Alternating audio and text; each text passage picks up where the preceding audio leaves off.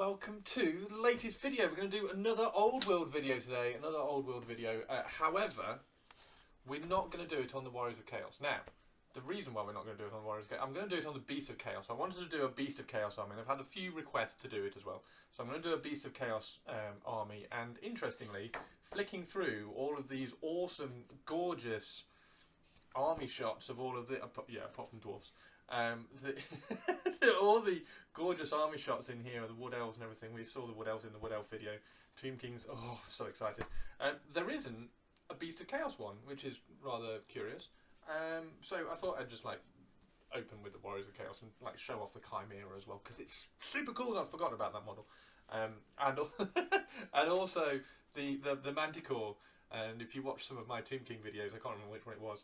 I did mention my amazing Goblin on a Manticore model, which I think I might have to get this new Manticore and just do a trip down memory lane. Like old world is nostalgia personified anyway, isn't it? Right? So I think grabbing a Manticore and sticking one of my Goblins on it would be quite funny and nostalgic. So at some point I will do that. But we're going to have a look at the Beast of Chaos army rules. We're going to flick through here to the special rules so that we've got the special rules ready for when we get ones that I can't remember what they are, because as we've been saying in all the videos, there are an absolute shit ton of army of special rules, and it's quite difficult to kind of keep track of them all, so I'll just make sure that's in focus there. Now I did have, back in the day, as we always have to say with the old world stuff at the moment, I did have a very, very small, it wasn't a very big Beast of Chaos army, but I had a small Beast of Chaos army in 6th edition, which was all like monsters and dragon ogres and things. So I had the dragon ogre Shaggoth and the dragon ogres, a couple of minotaurs, and then some chariots. And it was a very, very small army, and it was just like really, really big monster stuff. I didn't do like a big horde, although interestingly, I did do one of the first, back before Warhammer Community was even Warhammer Community, it was just like the Game Workshop website. I did do one of the first painting tutorials on there. I painted up a beastman, it was a gore. I painted up a gore, it had an axe, and I painted him grey. And when we did painting tutorials back then, you had like 20 models, and you painted all the models and then left off one at that stage, and then painted the next 19 and then left off the one at that stage. And you did all the stages, so you had like 20 of these gore models with an axe, all at different stages, and then photograph them and put them in a painting tutorial. So that was way back, and I think that was the second one. Anyway, so we're going to have a look at the Beast of Chaos army. So the army list we're going to start through. We're going to go through like we have been doing before. We're going to go through the composition, so what you need in the army, what you definitely need, what you can have, and the percentages and everything. Then we'll go through the special rules, and then we'll go through all the units and magic items and everything like that. So it's going to be really, really cool. I'm very, very excited about this one. So I'm curious to see whether I can have my just monster army again. I don't think they get chimeras, but we will see. They definitely get that big Cygor, don't they? That new big plastic model, which is quite gorgeous. So the Beastmen Bray Hordes army list. Characters, again, as always, it's 50% characters, 25% core, up to 50% special, up to 25% rare, and then mercenaries and allies, which we're not going to go into because I just don't do it. So 50% of characters. Your characters are, you need 0 to 1 Beast Lord per 1,000 points, and that's Beast Lord, Great Bray Shaman, or Doom Bull, which is quite cool. So you need 0 to 1 of those. You're allowed 0 to 1 of those per 1,000 points. So in a 2,000 point game, you can have 2 Doom Bulls if you wanted to. In a 1999, you're only allowed 1 Doom Bull. So a Wargore, Bray Shaman, Gore Bulls, and Centaur Chieftains. So they are the rest of your chariots which you can have in your army. Now, interestingly, you can have a Gore Bull, which I think might be the Doom Bull, like the lesser, the lieutenant of the Doom Bull. We'll see. So the core is at least 25% must be spent on. Now this is where we get some essentials. You have to have 1 Gore herd. You have to have 1 Gore herd. So I'm going to have to get some Gores at some point. So Ungore herds, Chaos Warhounds, Razor Gore herds, and Tuskgore chariots. So that's the next one. And then if your general is a Beast Lord or a Wargore, you can have 0 to 1 Bestigore herds, maybe taken as a core choice. So they've been doing this on a lot of the armies. If you have like the top the top character, then you can have a kind of special choice as a core choice. And if your general is a Doom Bull or a Gore Bull, you can have a Minotaur herd as a core choice. So that's really, really cool. That is very, very cool, actually. So that bulks up some of the 25% that you need to spend on core, particularly if you want to do like a monster list. Sounds cool. Right, so special. So up to 50% of your army's points may be spent on Bestigor herds, Harpies, Minotaur herds, Centaur herds, Dragon Ogres, Razor Gore Chariots, and Cockatrice. And then Chaos Ogres, and you see the Warriors of Chaos army list, so we'll scroll back up and find that one in a little bit. And then if your general is a Great Bray Shaman or a Bray Shaman, you can have 0 to 1 Jabbersides or a Cygor may be taken as a special choice. If your general is a Doom Bull or a Gore Bull, a Gorgon may be taken as a special choice. Okay, so this is really, really cool. So I can have, if I do take a Doom Bull as a general, I can have a Gorgon as a special. Perfect.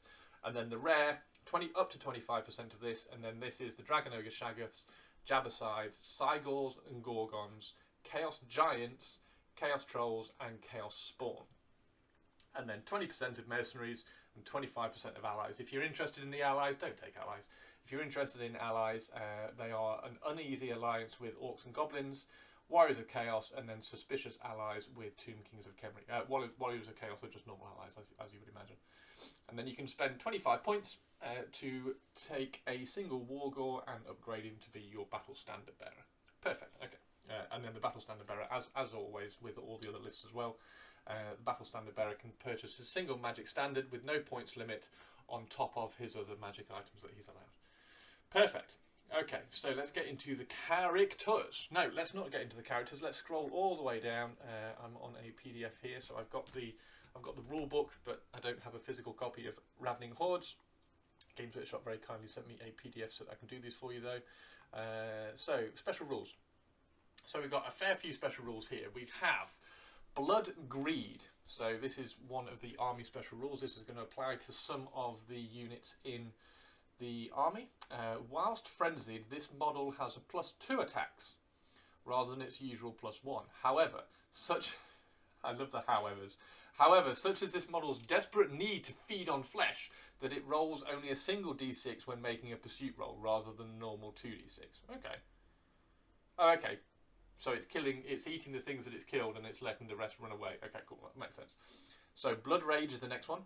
If, when testing to see if it becomes subject of Primal Fury, see page 116. Okay, so Primal Fury will be one of the next special rules, I would imagine.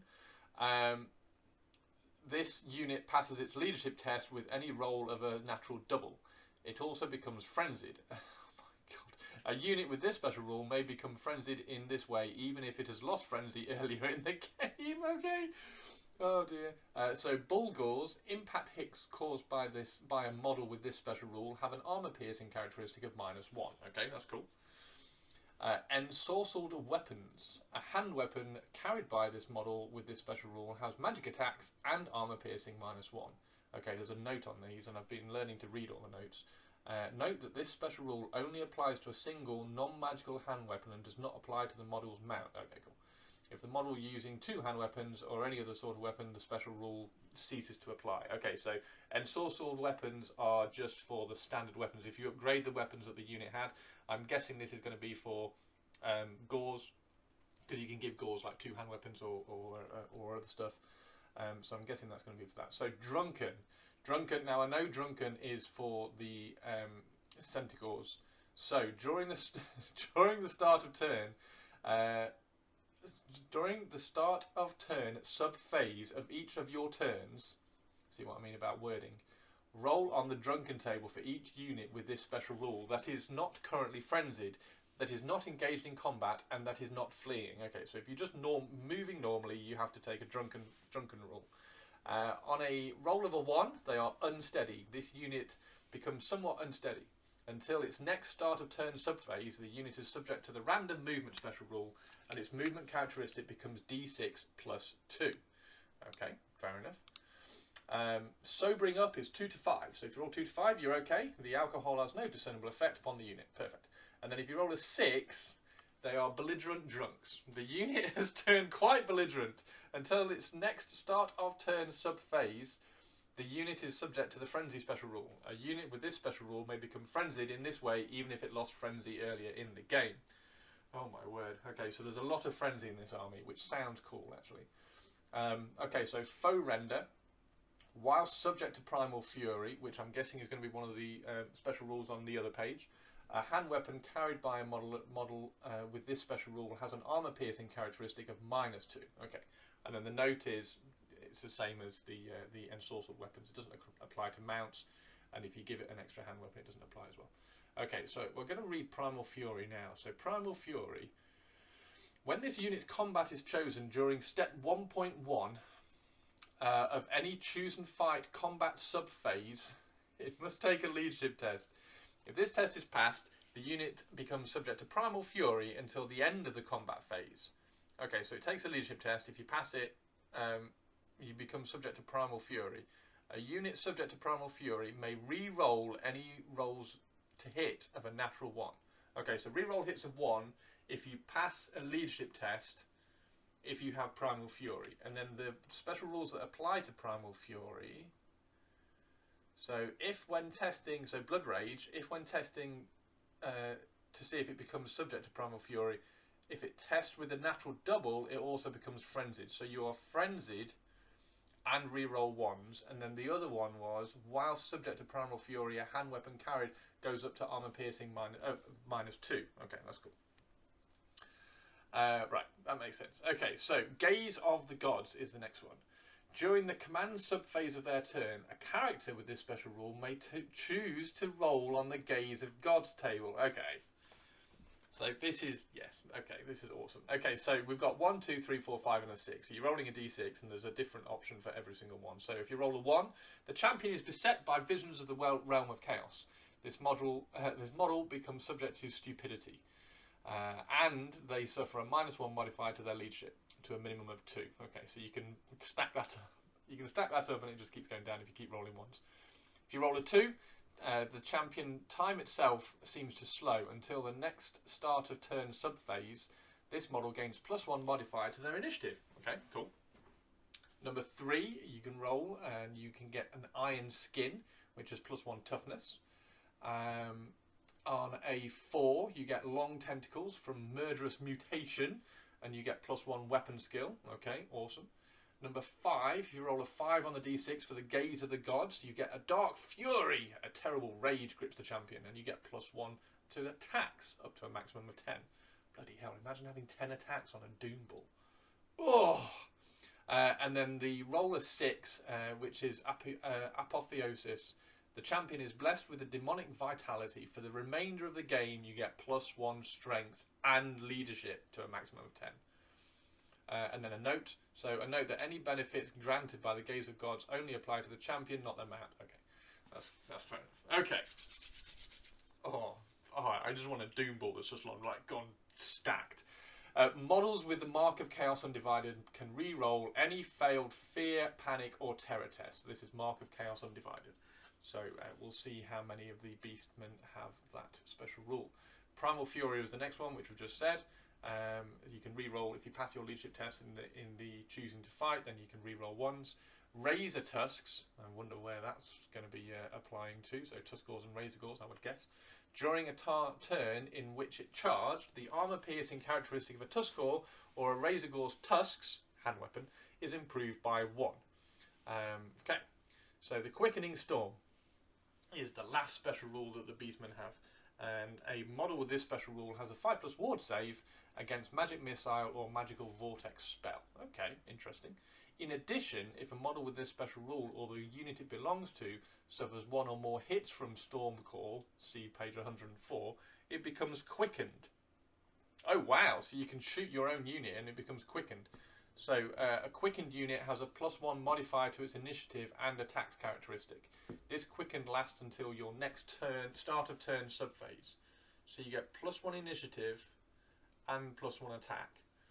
Okay, let's very, very quickly just check Storm Call. So Storm Call is, what page did it say it was on? 104. Okay, 100, oh dear, hang on. Where's 104? Storm Call. Okay, so Storm Call is the Dragon Ogre Shaggoth magic missile. If this bound spell is cast, all units within 6 inches, friend or foe, including units engaged in combat, suffer D3 strength 4 hits with an armor piercing of -1. Okay, so you can have a Dragon Ogre Shaggoth that casts Storm Call on itself, then everything within 6 inches, and then that special rule was Quickening Storm. So then, if they get damaged by it, they become quickened, which gives them +1 initiative and +1 attack. Okay, we need to find out which models, which units have the Quickening Storm. So we'll have a look at that in a bit. Let's go right up to the top, and we're going to have a look at the characters. So starting off with the Beastmen Chieftains. So we have a Beast Lord and a Wargore. So these are the two, the classic Beastmen character leaders, generals. They're 115 points and 55 points respectively, and they are on, interestingly, you can put them on whatever base size you like. So they can either, well, within reason, you can either put them on a 25x25 or 30x30. Now, I'm guessing that's so that you can pick whether you want your Beast Lord to go in either a unit of Gore or Centaurs, because Gore are on 25 mils and Bestigors are on 30 mils. Ungors are on 25s, and Centaurs are on 30x60, so it's not Centaurs. Yeah, so depending on where you want to put your Beast Lord will depend on what size base you're going to stick him on, which is fine. You can also give him right. So let's go through the stat line. Sorry. So his movement 5, his weapon skill 6, so he's going to be hitting most things on 3s or 2s. His strength 5, toughness 5. He's only got 3 wounds though. Interesting. Initiative 5 is quite high. 4 attacks and leadership 8. So leadership 8 means he's going to have a 8-inch command range. And you can give him an additional weapon or a great weapon. Great weapon makes him strength 6, quite cool. Strength 7. And you can take either light armor or heavy armor. Why you would just take light armor, I have no idea. Just give him heavy armor, it's fine. And you can take a shield, and you can also take Chaos Mutations up to a total of 50 points. And for every 1,000 points in your army, you can have, oh wow, you can give him the Ambushes special rule. So you can have an ambushing Beast Lord for 10 points. 125 points for an ambushing Beast Lord. That's quite cool. Or you can put him on a Tuskor or a Razorgore Chariot, and it doesn't have the points on here, so that's mentioned later on. And a Beast Lord may purchase magic items for 100 points, and the Wargore gets up to 50 points. Now, the special rules. He has Blood Rage, Brayhorn, which is a general only, Foe Render, Gaze of the Gods, Mark of Chaos Undivided, Primal Fury, and Warband. Okay, so Blood Rage I think was the +1. I think it was an extra +1 attack. Blood Rage is when tested for Primal Fury. Any roll of a natural becomes frenzied. Okay. Let's go back up to the Beast Lord. Scrolling through PDFs is a chore. Right, sorry, I've gone too far. Okay. So the Brayhorn, which is for the general only, and from the beginning of round 2 onwards, if your general is on the battlefield during the command subphase of your turn, they may attempt to sound the Brayhorn by making a leadership test, so the leadership 8. If this test is passed, you may immediately roll again for each unit of ambushes in your army that's held in reserve. Oh, that's so cool! And did not arrive during the start of turn subphase. So this is after as well. So if you've rolled really badly on your ambushes on turn 2, after you've rolled for them, you can then go play the Brayhorn, and then you can re-roll all of those rolls, which is really cool. Note, this special rule may only be used by a Beast Lord or Wargore that has been selected by the General. Well, we know that because it says General only. That's slightly redundant. Never mind. Okay, so that's quite cool. I like that. Beastmen Shamans are the next characters, and they are 150 points or 65 points for a Great Bray Shaman or a Bray Shaman, respectively. And they also, you can pick the base size on those. You can either put them on a 25 or a 30 mil base, depending on which unit they're going to drop into. It's going to be quite an interesting army, this one. So I think you're going to be building this army specifically for the units that you're planning to have. because they can have these different size bases, or I suppose you're just going to end up with like loads of characters and kind of like duplicating up characters so that you can have, like, if you wanted to run a Great Brave Shaman with Gors or Bestigors, depending, then you have them on 2 different size bases, or magnetized. So a Great Brave Shaman is a level 3 and a Brave Shaman is a level 1, and they know Demonology, Dark Magic and Elementalism. Awesome. They can have 50 points of Chaos Mutations, which we'll have a look at in a little while, and they can also have the Ambusher's special rule. Oh my god, this is okay. Yeah, I'm already kind of liking this army. You can mount them on a Tuskor or a Razorgore Chariot again, and a Great Brave Shaman can be a level 4 wizard for 30 points and have 100 points of magic items, or a Brave Shaman can be a level 2 wizard, for 30 points and have 50 points of magic items. Okay, so they have the Brave Staff, Gaze of the Gods, Law of the Beasts, Mark of Chaos Undivided, Primal Fury and Warband. So it sounds like everybody's going to have this Primal Fury thing, which I've already forgotten what it does. What was Primal Fury again? Primal Fury is special rules. Primal Fury is if you take a leadership test in your fight phase, then you can re-roll ones. Okay, re-roll ones in your fight phase, and then the Blood Rage is you become frenzied if you roll a natural double. Okay, so let's go back up to the Brave Shaman. So there aren't that many characters in the Beastmen army. So the Brave Staff, however, the Brave Staff is one of the special rules for the Brave Shaman, and it is when this model's combat is chosen during step 1.1 of any choose and fight combat sub phase. It must choose to use its Brave Staff offensively or defensively. It must choose. Okay, so you have to pick. Used offensively, a Brave Staff counts as a great weapon. Used defensively, it has a hand weapon, but it gives the wielder an armor value of 5+. Now, the Brave Shamans and the Great Brave Shamans have no armor by the looks of it. So you've got to decide whether, to have an armor value or whether to have a great weapon, which takes them from strength 4 to strength 6, which is quite good. Their weapon skill 5, again, their movement 5, weapon skill 5. Their toughness 5 with 3 wounds, so exactly the same as a Beast Lord, and they have 2 attacks at initiative 4. Their leadership 8 for any kind of command range abilities. They have, the next ones are Minotaur Champions and Centaur Chieftains. Right, this is my jam now.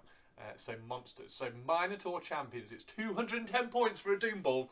210 points for a Doom Ball. There's my general. Let's see what we can give him. He's movement 6. Can I give him ambushes? No. He's movement 6, strength 6, toughness 5 with 5 wounds, initiative 5 and 5 attacks, leadership 8. Oh my god. He's Monstrous Infantry, and he's on a 50mm base, and he comes with a hand weapon, but you can give him an additional hand weapon for 3 points, or a great weapon, thank you very, very much, for 4 points. He can have heavy armor, and you can also give him a shield, so he can have hand weapon and shield if he wants to. You can take Chaos Mutations. I want to find out what Chaos Mutations I can give my Minotaur. And you can also have 100 points of magic items on the Doom Ball or 50 on the Gore Ball. Now he's got Armor Bane 1. So Armor Bane 1 is if you roll a 6 to wound, then he's getting an additional armor penetration, which is good, armor piercing. He's got Blood Greed, which is you're only rolling a d6 if you're charging a unit down after combat. He's got Blood Rage, which I can't remember what it does. Oh dear. He's got Bulgors, Fear. So Bulgors is... Oh, what was Bulgors? Hang on. So he's got Bulgors, he's got Fear, he's got Foe Render, Gaze of the Gods, Impact Hits 1, which is good, Mark of Chaos Undivided, Primal Fury, Slaughterer's Call, and Warband. What's Warband? Warband. Unless it's fleeing, a Warband gains a positive plus modifier to its leadership characteristic equal to its current rank bonus up to a maximum of 10. Nice! So if you stick this in a unit, it goes... So if you can stick it in a unit and get 2 rank bonuses, it becomes leadership 10. However, a Warband cannot use this modifier to its leadership should it ever choose to make a restraint test. In addition, if the majority of the models in the unit have this special rule, it may re-roll its charge roll. Holy shit! Okay, let's find out what other units have Warband. So I need to check. I need to check Blood Rage. What was Blood Rage? Blood Rage. I need to open this up again. So I've got them. I've got two of them. Blood Rage was. Blood Rage is frenzied. Blood Greed is +2 rather than +1, and only do so +2 attack rather than +1 when they're frenzied, and they only roll 1d6 when they're pursuing. And then Blood Rage is the leadership test. If you roll a double 1, they do become frenzied. Okay, so that's fine. Then they have Slaughterer's Call. Now, Slaughterer's Call is whilst this model is frenzied, any unit it has joined will also become frenzied. There's going to be so much. Right, this is going to be a perfect army to have like little tokens, like really cool little beastmen thematic frenzy tokens to put next to things, because there's going to be so much to kind of keep track on. Has this one got Primal Fury? Has this one got Blood Rage? Did this one pass with a double 1, etc., etc.? So you want little tokens and markers that you can just stick on like little square bases, of course. Get some little 25mm square bases, some of the old classic small ones, and just make little counters to put next to all your units when you're doing these. This is going to be really, really cool. Okay, top tip, there you go. If you can think of any like thematic, frenzied, and blood greed, and blood rage, and all the other like primal fury, all the other little icon, special rules, if you can think of any icons, stick them down in the comments. I want to know some really, really cool ones. So Centaur Chieftain is the next one. They're on a 30/60 base, so they're on the slightly larger cavalry bases, the new ones. They are movement 8, weapon skill 5, strength 5, toughness 4, with 3 wounds, initiative 3, so slightly slower initiative, but they've got 4 attacks, and they are 75 points each. They can take a cavalry spear, which means they are +1 strength on the turn that they charge, so they'll be strength 6 when they're charged. Or you can give them a great weapon, which makes them strength 7, but they're always fighting last. But you can give them heavy armour, or you can also give them throwing axes or javelins for 2 points each.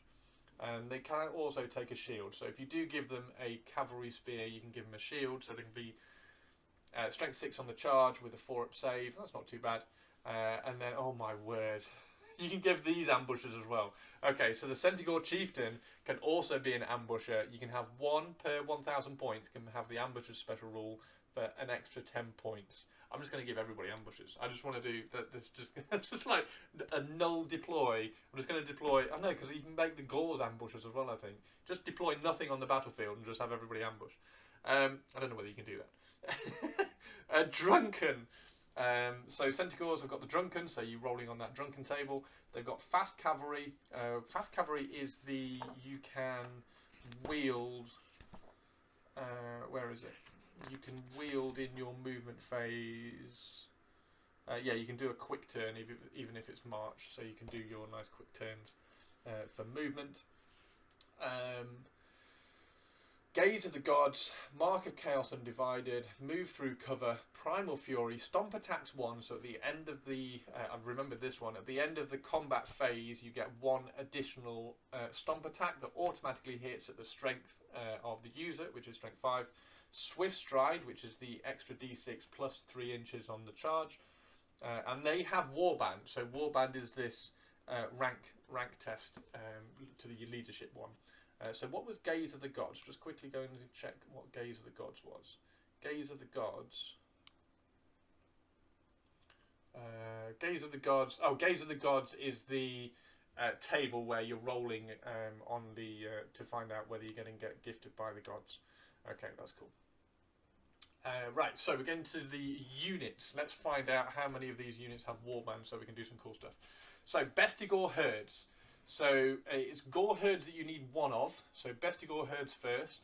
They are, why they put them that way around, I don't know. They're at 30mm bases. They are heavy infantry because they have heavy armour and great weapons, which is awesome.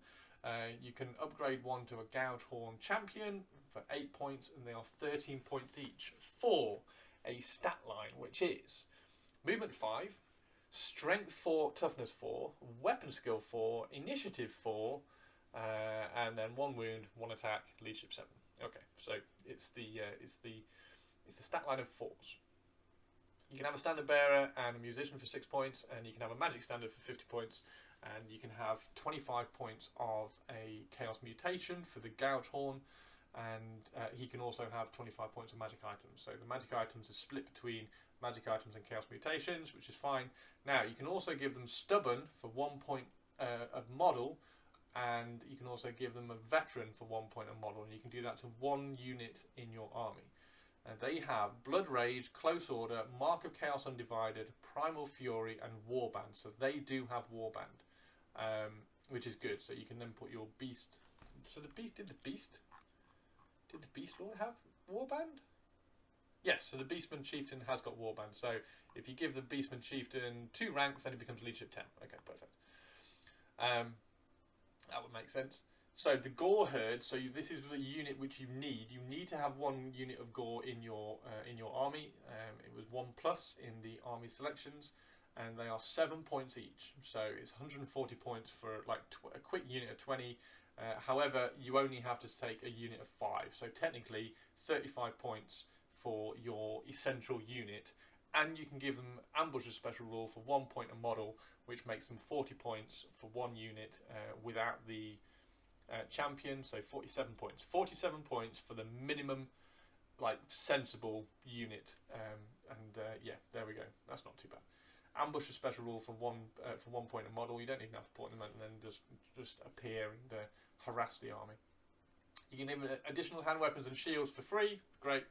You can have them a Standard Bearer and Musician for 5 points, and they are Movement 5, Weapon Skill 4, Strength 3, Toughness 4, 1 wound, Initiative 3, so slightly lower initiative than the Bestigor, and they are Leadership 6. But they do have the Warband Special Rule. So they have Bestial Charge. Is Bestial Charge in here, or is that a Beastman Special Rule? It must be a Beastman Special Rule. So Beastman Special Rule, what was the Bestial Charge? Can't remember that one. Beastman Special Rule. Nope, it's not in here, so maybe it's on the... yeah, so Bestial Charge is on the character sheet, sorry. So they've got Bestial Charge, Blood Rage, Horde, Mark of Chaos Undivided, Move Through Cover, Open Order, Primal Fury, Skirmishers, and Warband. Okay, so they're skirmishers as well. Okay, I can get behind the Gore Herd. So Bestial Charge is during a turn in which it made a charge move of 3 inches or more, a model with this special rule gains +1 modifier to its strength. So they become strength 4 on the charge. Give them a great weapon. Oh wow! So you can replace a hand weapon or a shield with a great weapon for free on the True Horn. And yeah, so they can't have great weapons on the unit, but the True Horn can, so the champion can. But you can give them an additional hand weapons anyway, so they get 2 attacks on the charge at strength 4, which is quite good. Okay, so Ungor Herd. The little dudes are also skirmishers, but they have Swift Stride, which is quite interesting. They are 5 points each. They're on 25mm bases, and you can have them in a unit size of 10+. They've got hand weapons and shields, and you can give them thrusting spears and throwing spears for 1 point a model. But you have to give the entire unit one of the following. So you can either give everybody a throwing spear or everybody a thrusting spear. They are movement 5 as well. Weapon skill and ballistic skill 3. So throwing a spear on a 4+, and their strength and toughness 3 with 1 wound, initiative 3, 1 attack, and leadership 5. So they're 5 points each. Champion is 7 points. And then 0 to 1 units per 1,000 points. So in a 2,000 point army, you can have 2. For 1 point a model, you can make the unit ambushers. And they are Chariot Runners. I love this special rule. Chariot Runners are awesome. Chariot Runners is you can you run alongside a chariot, but you don't block its movement. So basically, you are providing cover for a chariot, but the chariot can move through them if it wants to charge. Brilliant rule. I love Chariot Runners. It's one of my favourite rules in the new old world. They have Horde, Mark of Chaos Undivided, Move Through Cover, Open Order, Primal Fury, Skirmishers, and Warband. Just so that everybody knows, Horde is... where is it? Horde is a unit with this special rule may increase the maximum rank bonus it can claim by 1. So you can get slightly larger units with these and have a bit more of a rank bonus. So you can go quite deep with Horde units. Yeah, there we go. So that's not too bad. And then the next unit is Harpies. So these are regular infantry, and they're on a 25mm base, and you can have a unit size of 5+. They're 11 points each, and they are weapon skill 3, strength 3, toughness 3, 1 wound as initiative 5, but they do have 2 attacks. They're movement 5 on the floor, but they have fly 10, so they can move 10 inches if they fly. They do have move through cover. They are scouts and skirmishers, and they've got swift stride. Now, swift stride is if you make a charge, you get to roll an additional d6 and also add 3 to the charge roll. So swift stride is here. So a unit with this special rule increases its maximum possible charge range by 3 inches, and when it makes a charge, flee or pursuit, it may add an additional d6 to the result. So you roll an additional d6. So when you're rolling to charge, you roll 2d6 as you add your movement. With swift stride, you add an additional d6. You roll 2d6 and pick the highest and add your movement. With swift stride, you then roll another d6 and add it to the charge, and then add 3 as well. So they are really quick on the charge. Swift stride is quite good.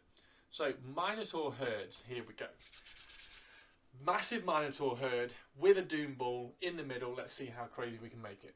They are 47 points each for a movement 6, strength 5, toughness 3, toughness 4, wounds 3, initiative 3, 3 attacks. And they are on a 50mm base. They are unit size 2+. So you can have 2 Minotaurs with a Doom Ball in the middle just going rawr. They have an additional hand weapon or a great weapon for 3 and 4 points each, and you can give them a shield as well for 2 points. And they have light armor, so right at the beginning they just have like an armor save of 6+. Can't give them heavy armor though. So you can give champion is 6 points, standard bearer is 6 points, and a musician is 6 points. I quite like the idea of just like a massive Minotaur, like loads of Minotaurs, loads of Dragon Ogres. I'm quite liking this idea. You can give them 25 points of Chaos Mutations for the champion, and magic items up to 25 points as well. 0 to 1 may have the ambusher special rule for 3 points a model. You can have these ambush as well. Okay, so they have Blood Greed, Blood Rage. God, I can't remember which way round these are. Okay, I'm very sorry. I'm going to have to scroll down and see it again. So Blood Greed, and Blood Rage. Where are the special rules? So Blood Greed is +2 attacks when they're frenzied, but you only roll 1d6 when you're pursuing. And Blood Rage is that if you roll a double, then they become frenzy when you're taking your Primal Fury test. Okay. Where are we? There we go, Minotaurs. And then they have Bulgars, Close Order, Fear, Foe Render. Now, Foe Render is quite a cool one. I remember it being cool, but I can't remember what it does. Foe Render.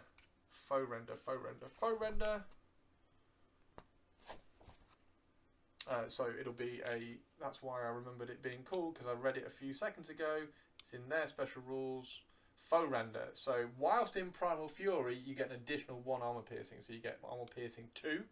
So if you can get these to go into Primal Fury, so that's passing your leadership test at the beginning of the combat phase, then these turn into armor piercing -2, which is cool. Close Order, Fear, Foe Render. Impact hits 1, so when they're charging, they're doing an impact hit of they're doing 1 automatic impact hit. And impact hits are, I think they're at the strength of the model. We're just going to double check. There's so many impact hits. Move 3 inches. Contact impact hits are attacks made in combat that always strike an initiative 10. Are automatically hit using the strength characteristic of the model. So they happen first, right at the beginning of the combat phase. You automatically hit at the strength of the user, which is strength 5 for a Minotaur herd, and at an armor piercing of just dash, I think. It doesn't say, but I would imagine it's just dash. They have Mark of Chaos Undivided, a Motley Crew. So Motley Crew means that you can give everybody in the unit different weapons if you want to. Primal Fury and Warband.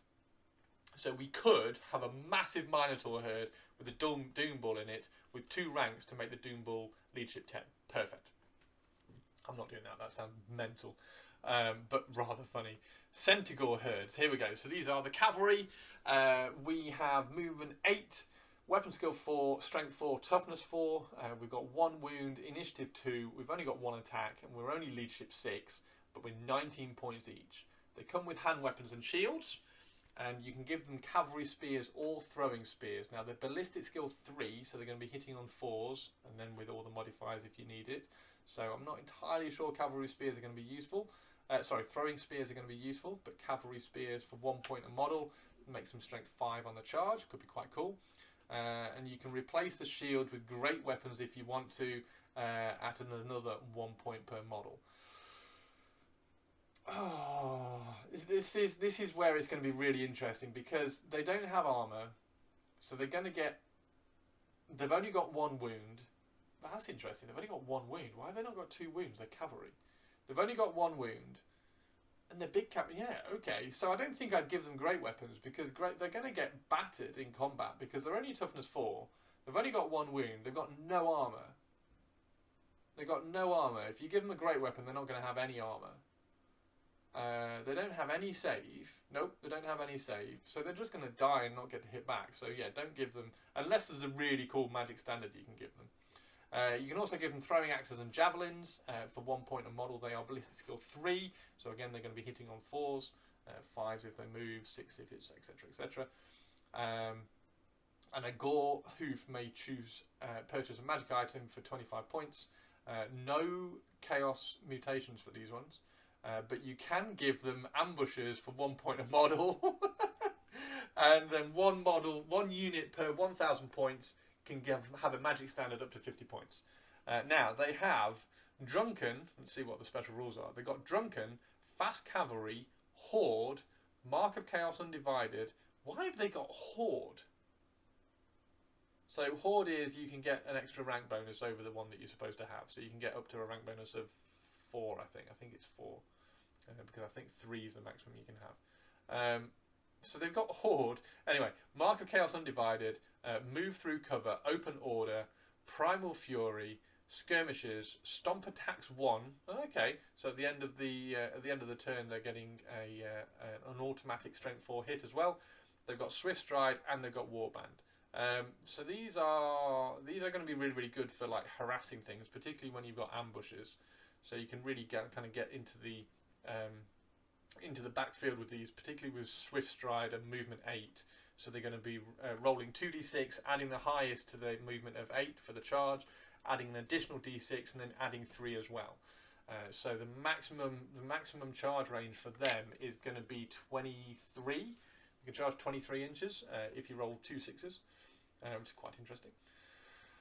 Dragon Ogres. This is what I want. I want Minotaurs and Dragon Ogres. So Dragon Ogres, movement 7, weapon skill 4, ballistic skill 2. Who cares? They're strength 5, toughness 4 with 4 wounds, initiative 2, 3 attacks, leadership 8, and they're 56 points each. How many points were as a Minotaur?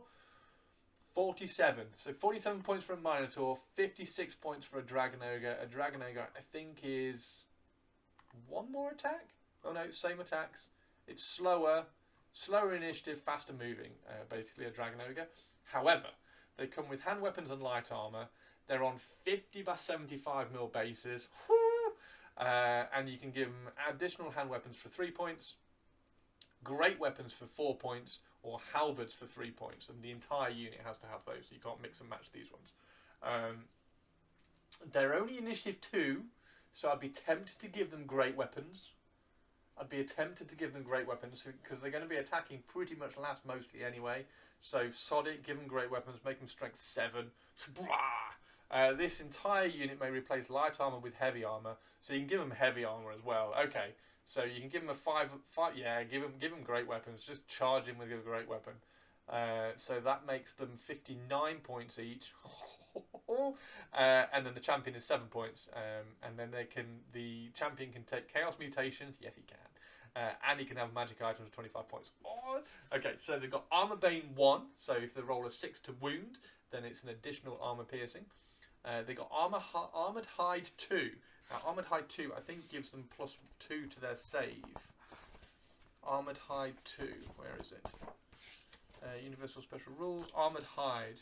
The hide by how much the armour value is improved. Yes, so they would get armour hide 2, so they're adding 2 to their save. If you give them heavy armour, can they take shields?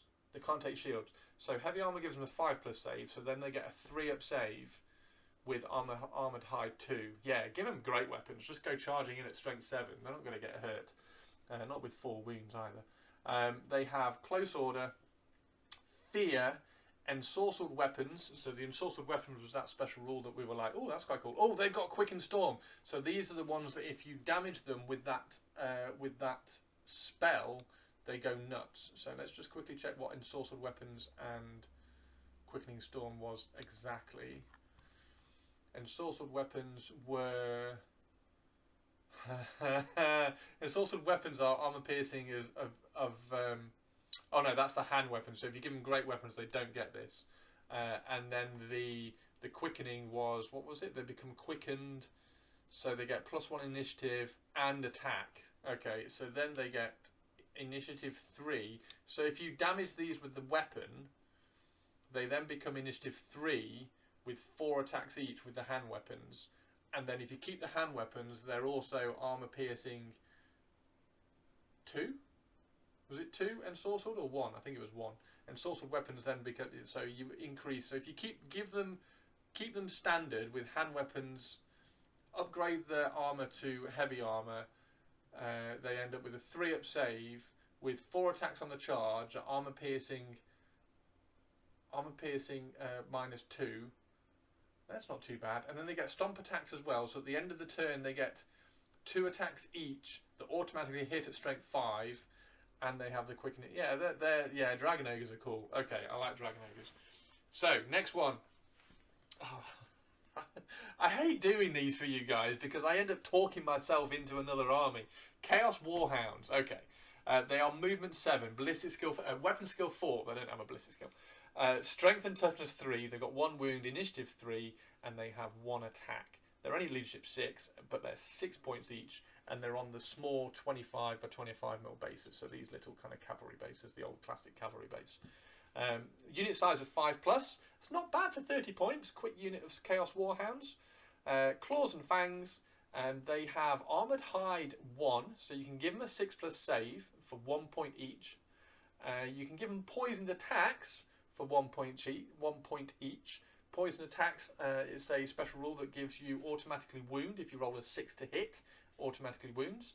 And then you can give them the Vanguard special rule for 5 points a model. Now Vanguard allows you, it's a special rule in here, it's a universal special rule, it allows you to move at the beginning of the game. So Vanguard is, where is it? Vanguard is in here. It allows you to move at the beginning of the game. It makes you just a special basic move. Yep, so it just makes a basic move at the beginning of the game. If both of them have them, then you roll off to see which army goes first. So the special rules, they have Loner, which means they can't be joined by a hero unless the hero has Loner as well, which I don't think any of the heroes had. They have Move Through Cover, Open Order, and Swift Stride. So Razor Gore Herds are the other ones. So these are 52 points each. Holy shit. 52 points each! These have got to be good. They're 52 points each. They're movement 7, weapon skill 3, strength 5, toughness 5, with 3 wounds and 4 attacks. Where did these? Well, I've never heard of these.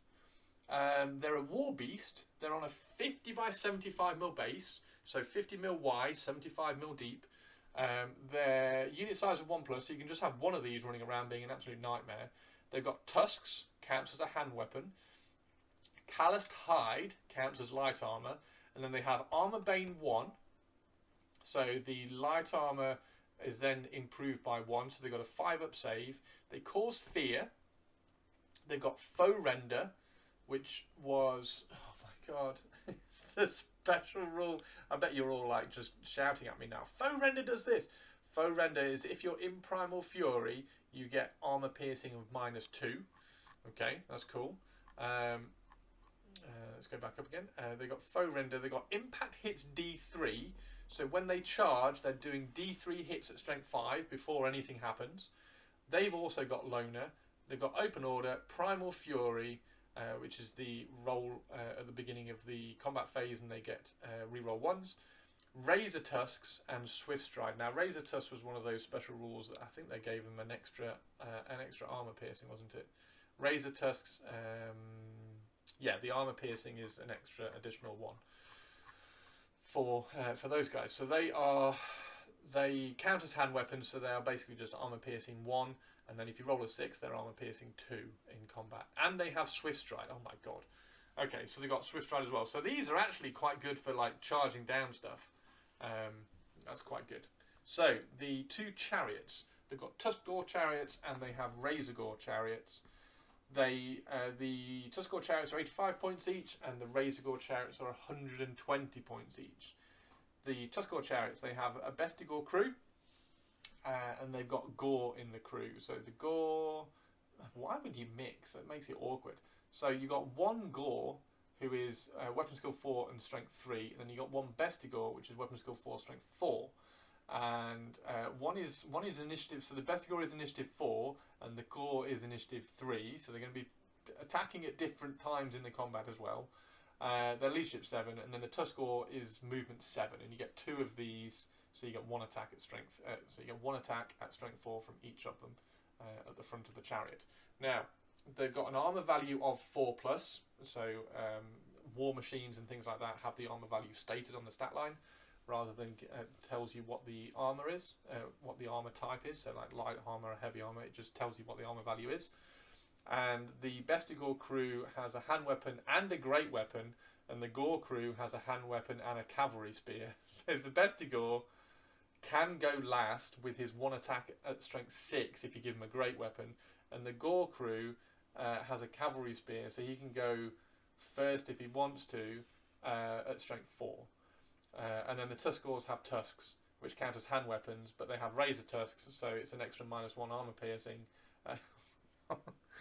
Okay, there's so much to remember on this sort of stuff. So they have close order, first charge. What's first charge? First charge is something. Where's first charge? First charge. I remember first charge on something else, and it was quite cool.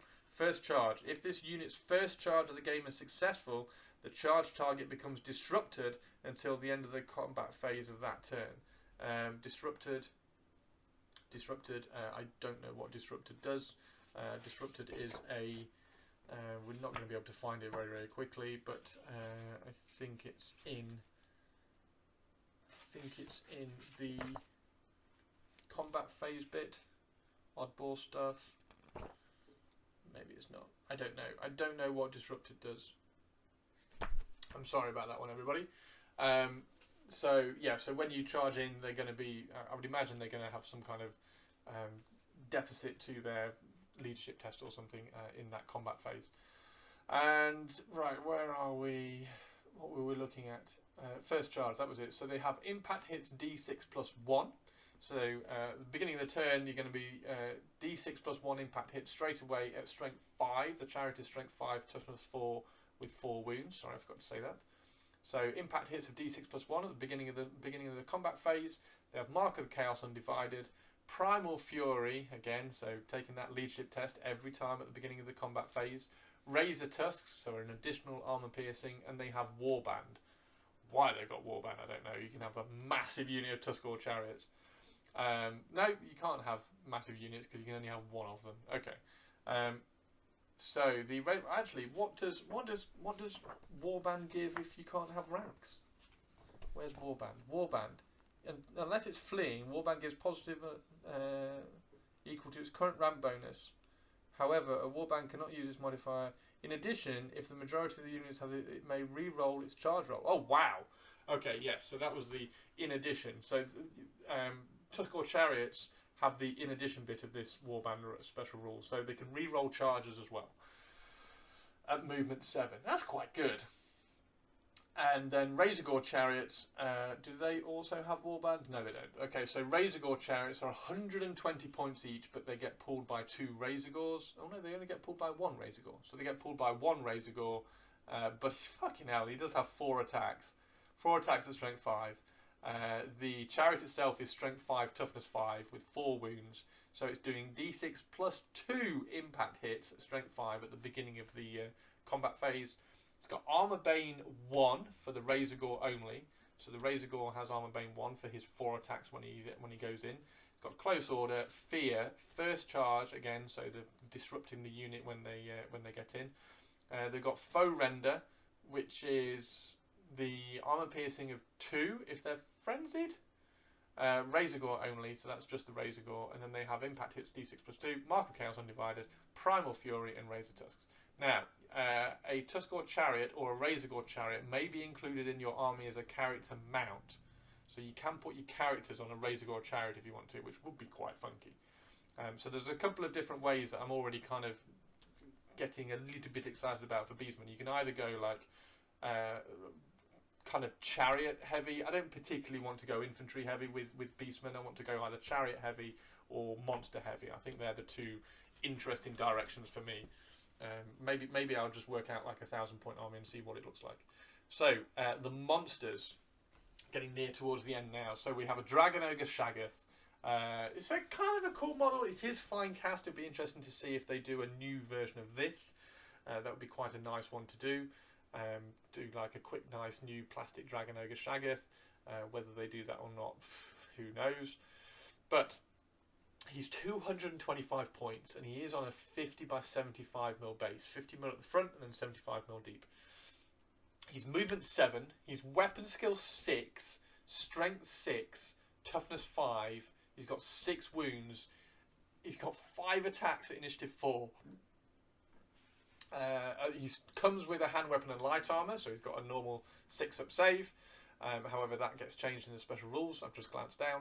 And you can give him an additional hand weapon, or you can give him a great weapon. So you can either give him 6 attacks at strength 6, or you can give him 5 attacks at strength 8, which is absurd.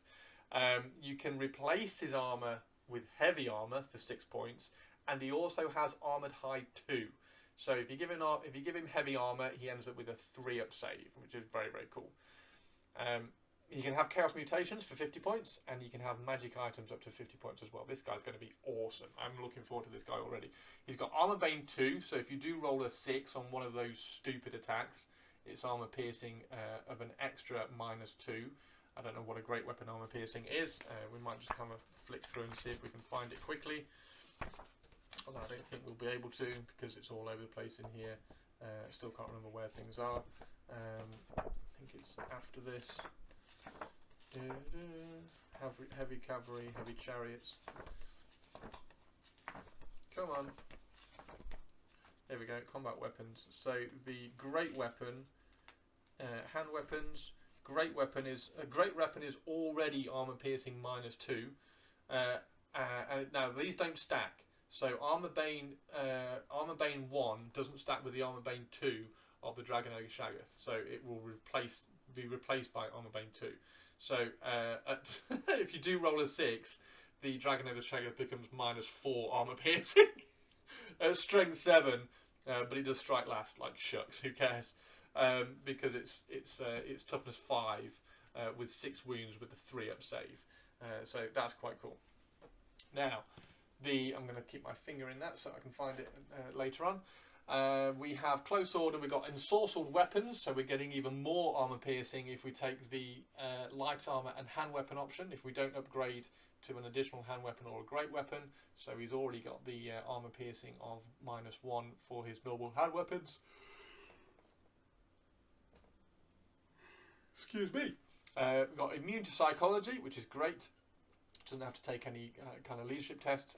He is a large target. Now, a large target is you don't suffer minuses to shoot at him if he is hiding behind cover.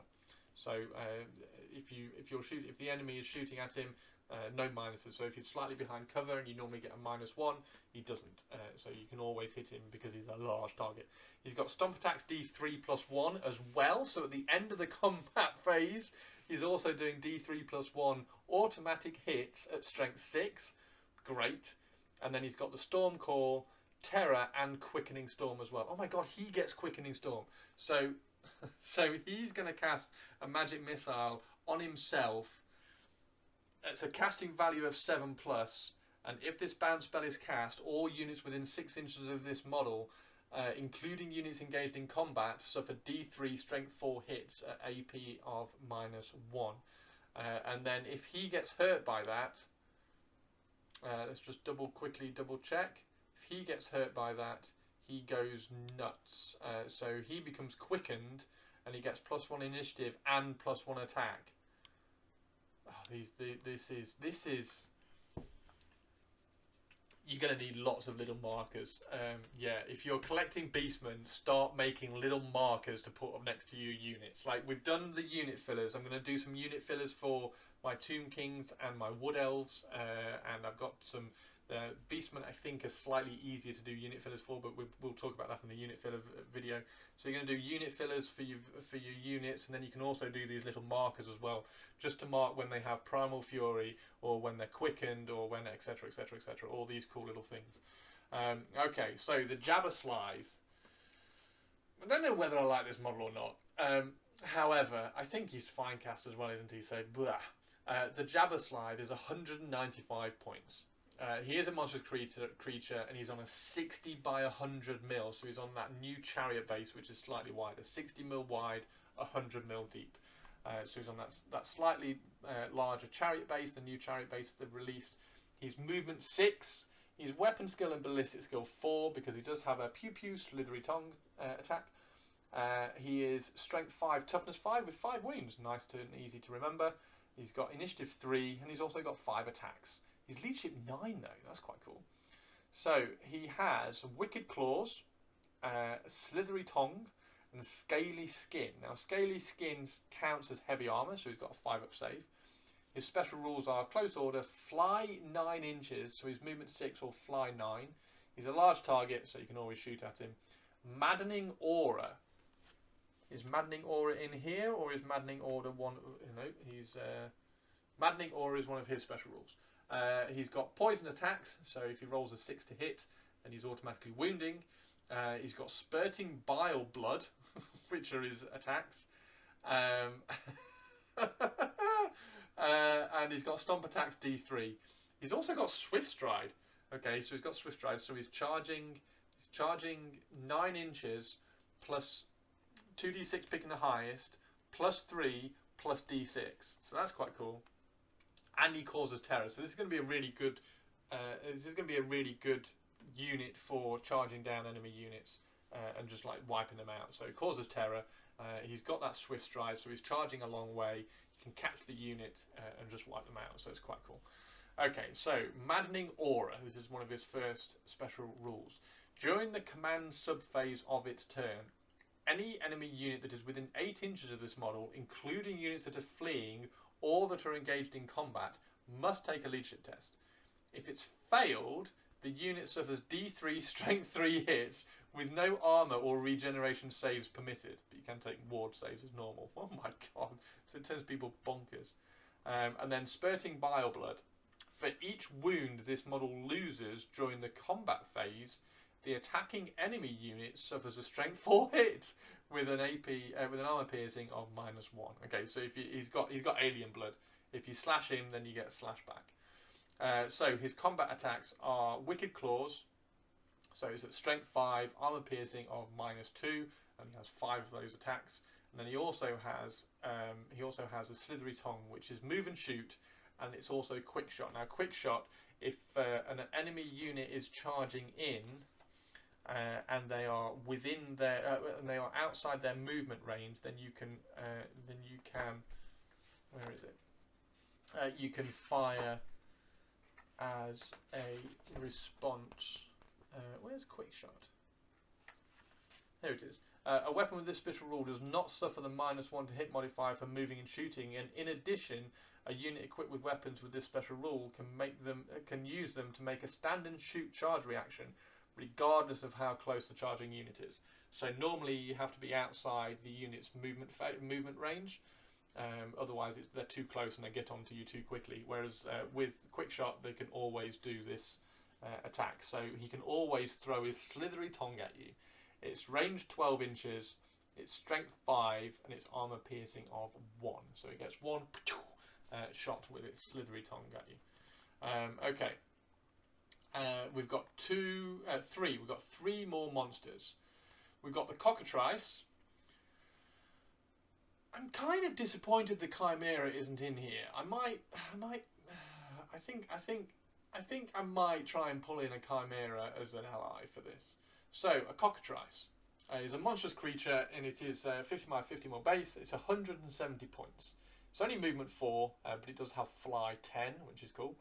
It's weapon skill 4, and it says ballistic skill 5, strength 4, toughness 5, 4 wounds. It's initiative 6, 6 attacks, leadership 6.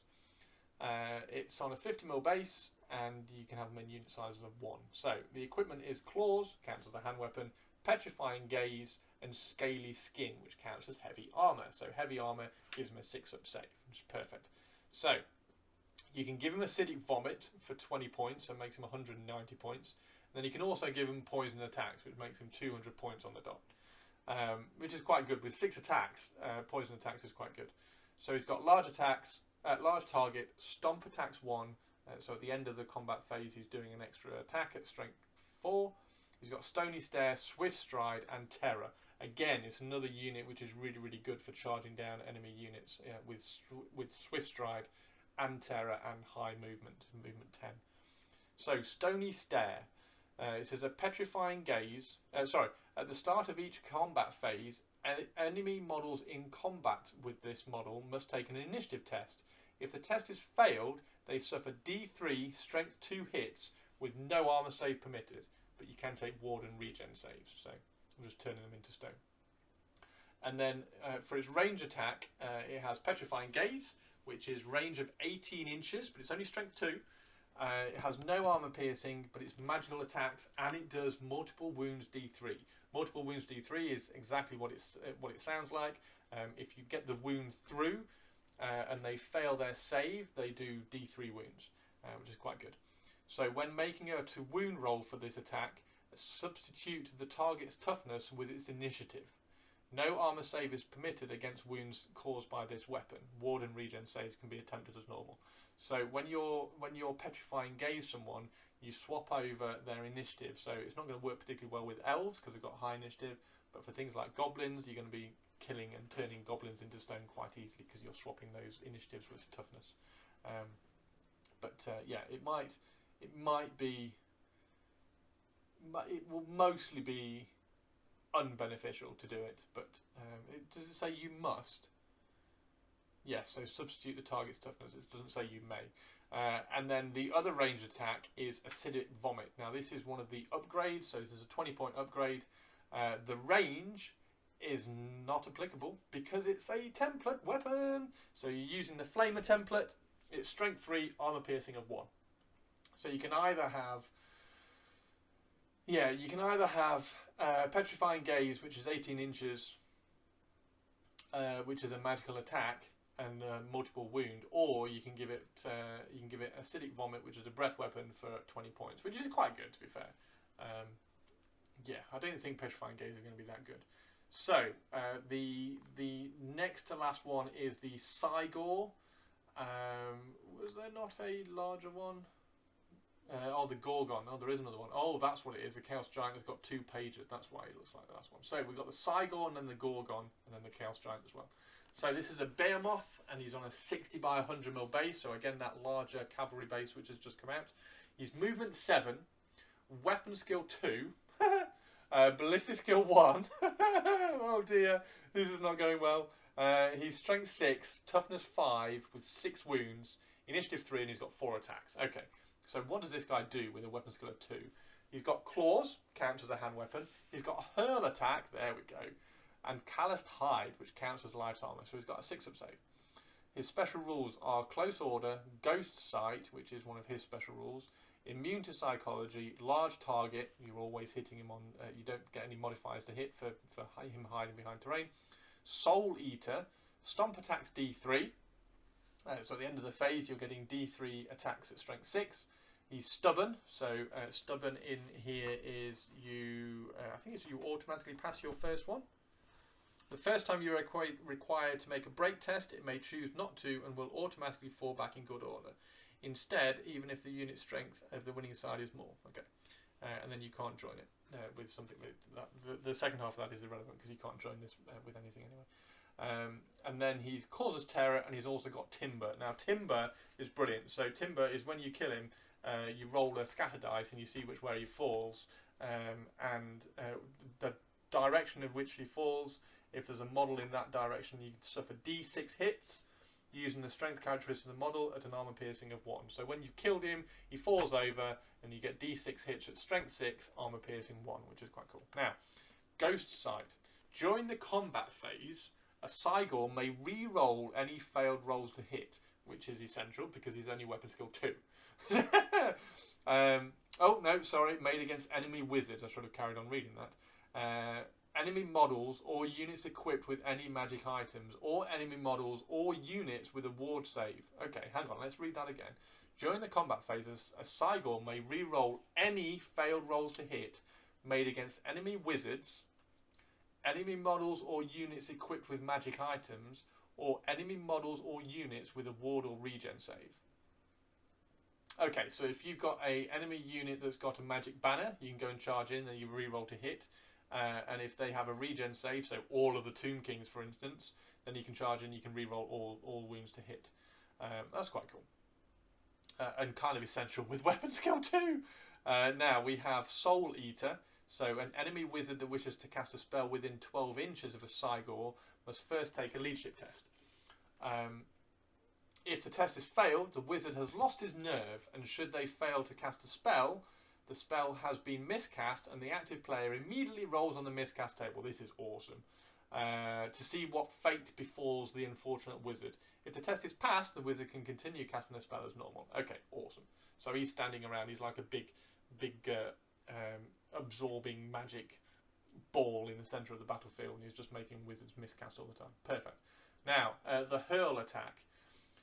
Note, this weapon shoots like a stone thrower using the bombardment special rule and a 3-inch blast template.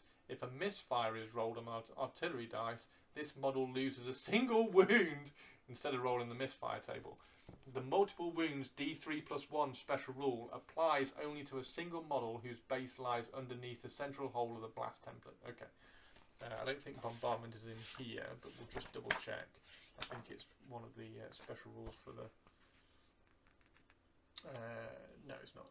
So bombardment, I think, is going to be a war machine special rule. Let's see if we can see it quickly. Missile weapons, armor, war machines, bombardment special rule. Bombardment. When shooting this weapon, work your way through the following steps. So you choose your target. So this is for his hurl attack, which has got a range of 12 to 36 inches. So you choose your target, you scatter it, and then you do the damage. So you're going to use this 3-inch blast template. You're going to choose your target. You're going to scatter the dice. So you roll the 2 artillery dice, the distance and then the direction. You move it over it, and then it's strength 4 around the outside and strength 8 in the middle. It's armor piercing -1 for the outside and armor piercing -3 for the middle. It's got bombardment, cumbersome, which means you can't do it in combat. It's got multiple wounds D3+1 for the target in the centre. And also, when you are doing your scatter dice, roll the scatter dice near to where you put your template down. So if you put your template down here, roll your scatter dice near that so that you can line up the arrow of the scatter dice more accurately. Don't roll it on the other side of the table, because then it's a lot harder to kind of bring that arrow across. So yeah, there's a tip for you. Put that back in there. So that's the hurl attack. Right, so the Chaos Giant has just got so many special rules, this is going to take forever. Right, we're going to do the Gorgon next, and then we'll go back to the Chaos Giant. So the Gorgon is 245 points. Now I think this is the alternative build to the Cygor kit, and the Cygor kit is a really cool kit. So I think this is the alternative build. Let's see which one's better. So this is, again, it's on a 60 by 100 mil base, the new cavalry size base. It's got unit size of 1, it's got cleaver limbs and calloused hide, which counts as light armour. The special rules are blood greed, Close order, frenzy, large target, so you can always shoot at it. Frenzy is in here. If you are able to charge, then you must charge, and you get +1 to your attack. So in addition, you don't have to take any fear, panic, or terror tests, which is quite cool. Oh wow! Oh, sorry, I've just seen one of the special rules. It's got large eye, primal fury, regeneration 6+. So after you've made your saves, you can then make another save to see if you regenerate any of the wounds taken. It's got stomp attacks D3. So again, at the end of the turn, at the end of the combat phase, that you're doing an additional D3 attacks, automatically hit at strength 6, because it is movement 7, weapon skill 4, strength 6, toughness 6 with 6 wounds. It's got initiative 4, 5 attacks, and leadership 9. So it's getting 5 attacks anyway. It's got clever limbs. So clever limbs are strength of normal, so strength 6, armor piercing of -2. It's got killing blow and monster slayer. Now, killing blow is if you roll a 6 to wound. If you roll a 6 to wound, and it is infantry or cavalry, then they don't get a save at all. And then Monster Slayer. Oh wow, okay. So if you roll a 6 to wound, okay. So basically, if you roll a 6 to wound with this model with a gorgon, you don't get a save, because Killing Blow is for infantry and cavalry, and Monster Slayer is if you roll a 6 to wound, you don't get a save if you are type monster. So unless you're something else, I don't know. Unless you're a behemoth, So you just don't get a save against this if you roll a 6 to win, which is quite cool. Right. So Swallow Whole is one of its next special rules. So during the command sub phase of its turn, so this is right at the beginning of the turn, a gorgon that is engaged in combat with one or more regular infantry or heavy infantry may choose to make a swallow whole attack. To make a swallow whole attack, nominate an enemy unit or regular or heavy infantry that the gorgon is engaged in combat with. The unit must immediately take an initiative test. If the test is failed, the gorgon grabs a victim from the unit and stuffs them into its gullet. A single model belonging to the unit is immediately removed from play as a casualty. If the test is passed, the warriors manage to avoid the grasping gorgon, no one is picked up, and the attack has no effect. Each time an enemy model is removed from play in this way, the gorgon recovers a single lost wound. This is awesome. Okay, really, really cool. So you got 5 attacks at strength 6. You're charging in there. It's got -2. You're not getting a save if you roll a 6. You're always frenzied, so you're getting an extra attack on that. You do have blood greed, which was you get another additional attack when you're frenzied, so you're getting two more attacks rather than +1 attacks. So you're getting 7 attacks when you're in combat. And yeah, you roll a 6, you're not getting a save, and then at the beginning of the turn you can pick somebody up and eat them for recovering a wound as well. Okay, right, let's have a look at the last one, which was a Chaos Giant. So Chaos Giant has got so many special rules, it's ridiculous. It's 200 points. I don't think I'm going to have a Chaos Giant in my army. I don't think it's one of the things that I'm particularly interested in. However, never say never. I might find a really cool idea to convert one and make it look a beastman, a giant chaos beastman. There we go. Maybe that'll work. Somebody convert a giant chaos beastman with horns. So it is movement 6. It's only weapon skill 3 and it's only ballistic skill 1. Why it needs a ballistic skill, I don't know. Has it got a shooty? No, it hasn't got a shooty attack. It's strength and toughness 6. It's also got 6 wounds. It's initiative 2, and its attacks has got a little asterisk next to it. So that means that you can do all sorts of weird and random stuff with it. It is leadership 10 though. So it's got a giant club, and it's got calloused hide, which is light armor. So it's only got a 6-up save. You can give it heavy armor, so scaly skin, for 10 points, and you can also give it regeneration 6+ for 20 points. So after you've made your saves, then you can also always take a 6+ save to try and regenerate the wounds that you've just taken. So the special rules, close order, it's got giant attacks, immune to psychology, large target, pick up and stomp attacks of D6, terror, Timber and Unbreakable. So Unbreakable is like what you would imagine, it just never runs away. Terror, it causes terror. Timber, it's going to be falling over and making D6 attacks at strength 6 on whoever it falls on. Pickup and is one of its special rules and one of its ways of attacking, and it's also got giant attacks. So giant attacks, instead of attacking normally, you can instead of attacking normally during the combat phase or making a pickup and attack, a giant may choose to make a giant attack. So you either get to do a giant attack or a pickup and attack. Okay. Nominate an enemy unit that the giant is engaged in combat with and wants to be the target of the attack, and roll the giant attacks table below to determine what the giant does. Okay, so it's 1, it does headbutt, 2, it does belly flop, 3 to 4, it does a mighty swing, 5, it does thump with a club, and then 6, it does jump up and down. Okay, this is nuts. So, headbutt. Nominate a single model in the fighting rank of an enemy unit that the giant is engaged with. That model is hit and suffers D3+1 wounds with no armor or regen saves permitted.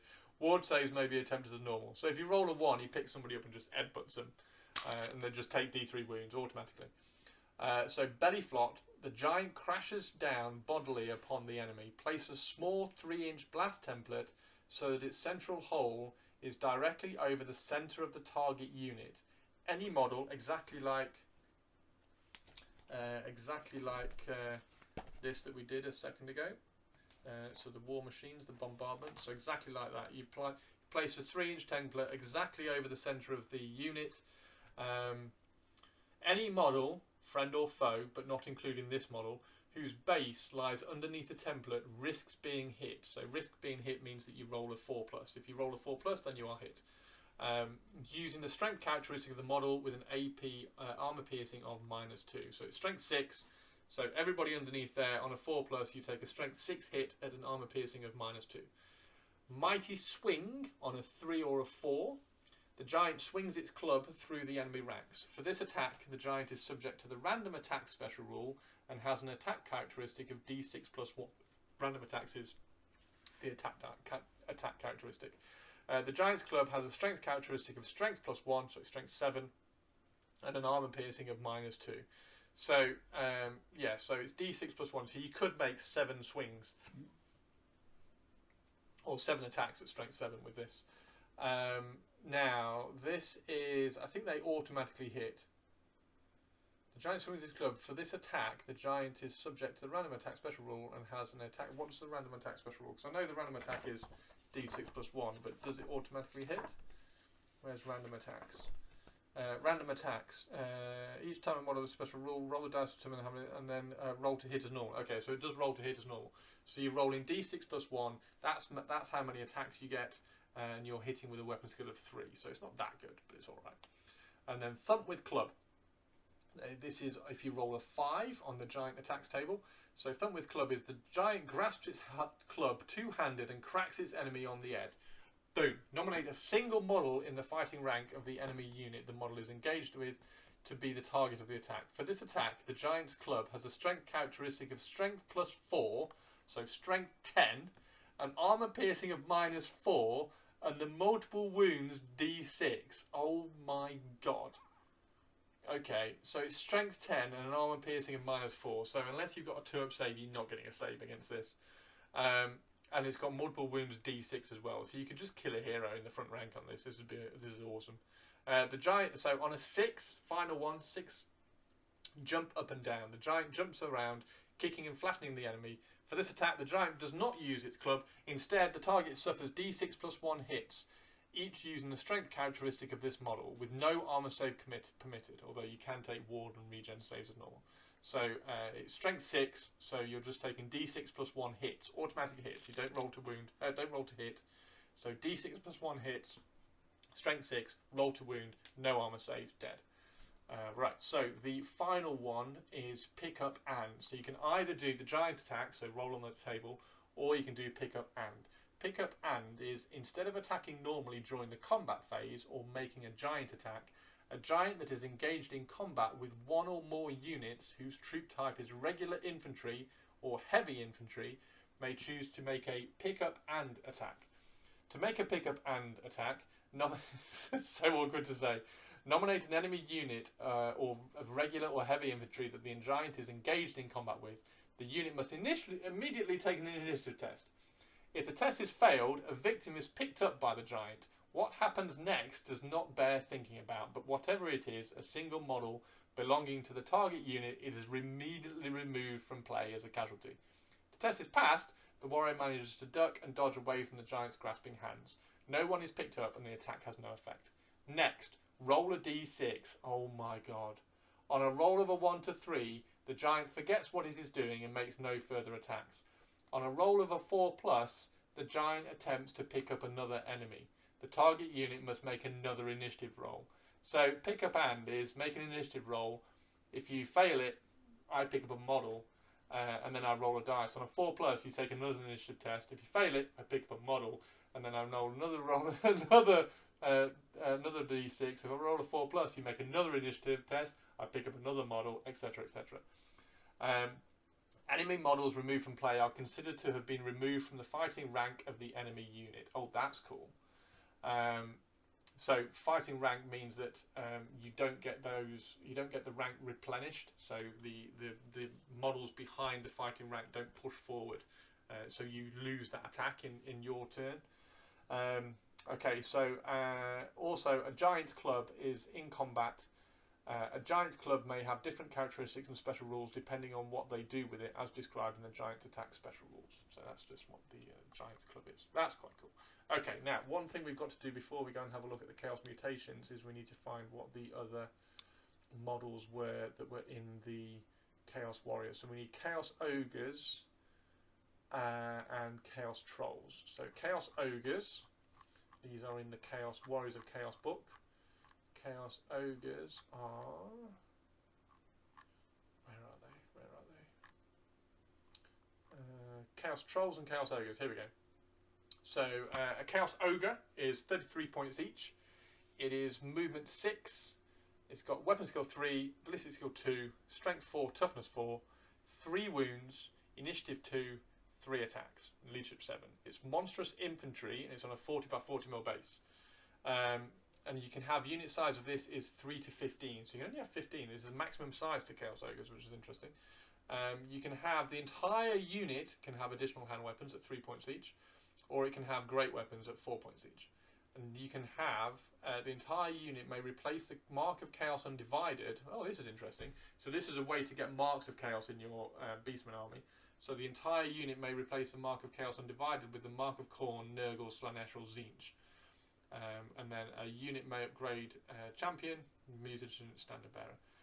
It's got Armor Bane 1. It's got Close Order, Fear, Impact Hits 1, Mark of Chaos Undivided, and Ogre Charge. Ogre Charge, I'm guessing, is going to be some +2 attacks or strength. We'll go and check that out in a second.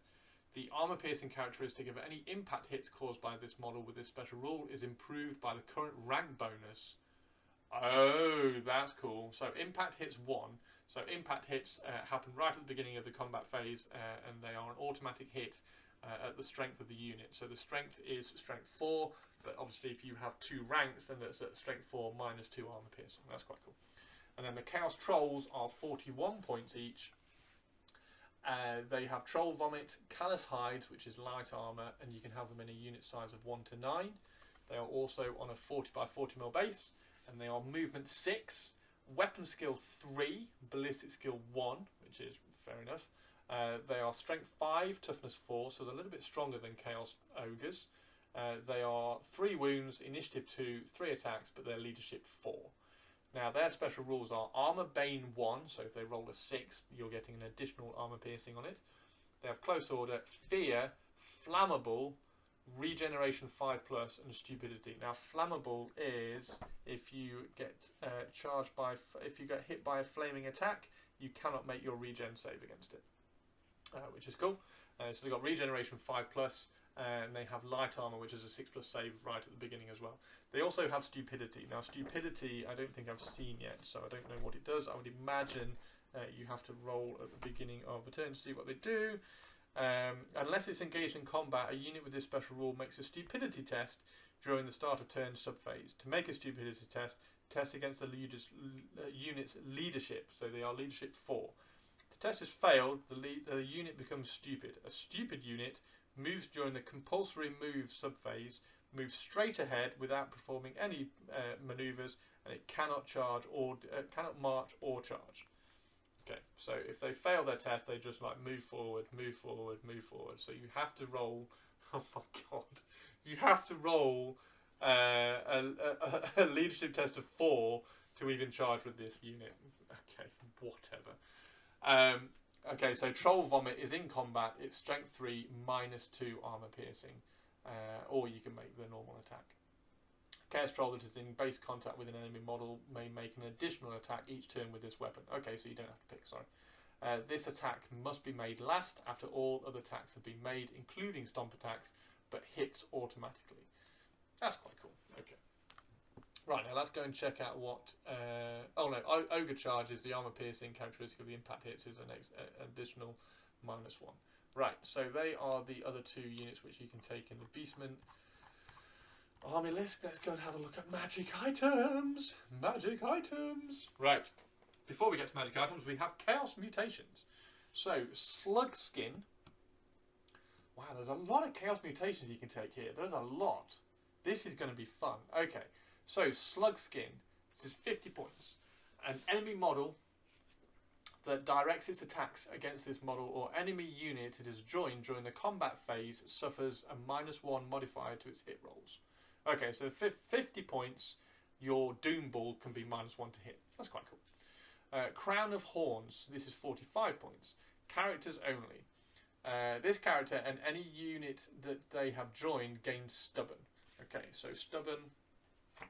There's a few special rules like Stubborn and Veteran and things like that, which just kind of have like a little bit of overlap, and it's quite difficult to remember which way round they are. So the Stubborn is, yes. So the Stubborn is the first time you get to take a break test, you don't have to. Which is fair enough. It's this one here. So that's quite good. So you can drop that in a unit of, or put it in a character with a unit of like Gauls or something, Bestigors. So Muscular Monstrosity is 35 points. This model, but not its mount, has +1 modifier to its strength characteristic. Yeah, that's silly. That's just, for 35 points, I can make my Doom Ball... Where's my Doom Ball? Minotaur Champions. I can make my Doom Ball strength 7, and then I can give him a great weapon to make it strength 9. Yes, please. And that's 35 points. Yeah, I'll have that. That's 35 points. Is there anything? And there are things that are 15 and 10 points as well, so you can have something else as well. The Pelt of Midnight, which is 35 points. Characters only. Any enemy model that targets this character or any unit they have joined during the shooting phase suffers an additional -1 to hit. Any enemy model that targets this character or any unit that is joined during the shooting phase. Okay, so it's an additional -1 to hit. So basically, it's like Cloud of Flies in like Warhammer 40,000 at the moment. So it's an extra -1 to hit if you want to target the unit. That's cool. Gouge Tusks are 30 points. During the combat phase, the armor-piercing characteristic of any weapon used by this model is improved by 1. Now that's quite cool. Have a slightly more armor-piercing great weapon. Rune of the Beast Ascendant is 25 points. So Beastmen Chieftains only. Unless this character is fleeing, friendly Bestigor, Gore or Ungor herds gain a +1 modifier to their leadership characteristic whilst within this character's command range. A maximum of 10. Now the command range is whatever your leadership is. So a Doom Ball is, I think a Doom Ball is leadership 9, so or leadership 8. So it's got an 8-inch command range. Many-limbed Fiend, 20 points. This model, but it's not its mount, has a +1 modifier to its attack characteristic. However, this bonus attack must be made using an ordinary hand weapon. That's alright, 20 points, just throw it on something if you've got some spare points. So these kind of things, I really like these, because if you get to like 1980 points and you've got like 20 points left, just throw this on like on a champion or something. Gnarled Hide. Models whose troop type is infantry only. This model gains Armoured Hide 1 special rule for 15 points. Oh, that would have been so cool to be able to stack with the Muscular Monstrosity, but you can't quite because it's not It's not. I'm thinking on the Doom Ball. So the Doom Ball isn't infantry only. I think it's monstrous infantry. Uncanny Senses is 10 points, however, and this one would stack with muscular monstrosity. This model, but not its mount, has +1 modifier to its initiative characteristic. So you could not give it a great weapon. You could give it +1 strength and +1 initiative on a Doom Ball, and that would make a Doom Ball strength 6, strength 7, initiative 6, with 5 attacks each, 6 on the charge because if it passes its primal fury, it becomes frenzied, and there's too many rules. Yeah, so then it would get +2 on the frenzy, so it would be strength 7, initiative 6, 7 attacks on the charge for a Doom. Oh, that would be really cool. And then of course we have magic items as well. Okay, so let's have a look at some of the magic items. The magic items start with magic weapons. The Primal Club is the most expensive magic weapon, and it is 60 points. Now, it's strength normal, so whatever the strength of the model is, and we've just decided that the Doom Ball is strength 7. It is armor piercing of -3. It hates Empire, so you get to re-roll all hits and all wounds against Empire. Fair enough. It's magical attacks and it's got poison attacks. So on a 6 to wound, 6 to hit, it automatically wounds at an armor piercing of -3. The strength characteristic of the strength characteristic of the Primeval Club is equal to the current leadership characteristic of the model that wields it. Oh! So if you put a Doom Ball in a unit of Minotaurs, give it 2 ranks of Minotaurs, it becomes leadership 10. So the Primeval Club is suddenly strength 10, -3 armor piercing, hates Empire, magical attacks, and poison attacks. Yeah, that will do it. That will do it. Leadership 10, strength 10. Okay, the Axe of Men is 50 points. The Axe of Men is a combat attack. It's strength of the user. It's no pluses or anything. It's only armor piercing -1, but obviously you've got loads of things that stack in beastmen for armor piercing. You've got Killing Blow, so if you do roll a 6, if you're infantry or cavalry, you do not get a save. Remember the Killing Blow special rule. And it's also magical attacks. And now, notes. Should the wielder of the Axe of Men kill an enemy character, including champions, in a challenge, they gain Terror special rule for the remainder of the game. Now that's quite cool. Throw that on a great Beast Lord, and just roll around with Terror. That'd be quite funny. Actually, if you gave that to a ambushing Beast Lord, Beastman Chieftain, whatever the top one is. If you gave that to an ambushing one, charge into some unit, kill a champion, you'll lose the combat, but who cares? And then you cause terror. Yeah, that could be quite fun. Okay, so the Mangelder is 40 points. So the Mangelder causes terror, it's magical attacks, it's strength +1, and it's armor piercing of -1. Now, the wielder of the Mangelder causes terror. It's already said that. Any enemy unit that suffers 1 or more unsaved wounds from the Mangelder suffers a -1 modifier to its leadership characteristic to a minimum of 2 until the end of the turn. That's really cool. That is really cool. So you want to be putting this. You want to put this on a Centaur. Where's the Centaur? I mean, you could put it on a Minotaur as well. You could put it on a Minotaur or a Doom Ball. A Doom Ball or a Centaur. But if you give it a Centaur, because a Centaur doesn't cause fear or terror, however, the Doom Ball does cause fear. I suppose you can give it to a Doom Ball and then it causes terror. But the Centaur also has Swift Stride, which the Minotaur doesn't. So the Centaur Chieftain, if you gave this to a Centaur Chieftain, it's movement 8.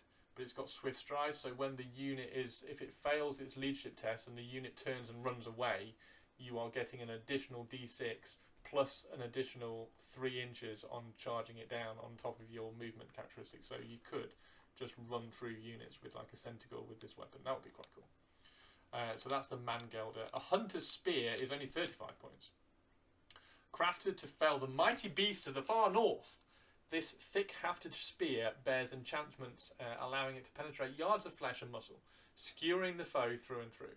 The hunter's spear has got a range of 24 inches. It's strength 6, armor piercing of -3. It's cumbersome, so you can't do it in combat. It's got magical attacks, multiple wounds 2. So if you do get a wound through, it's doing 2 wounds. It's got through and through. The hunter's spear shoots like a bolt thrower using the through and through special rule. Right, let's go to the where are they?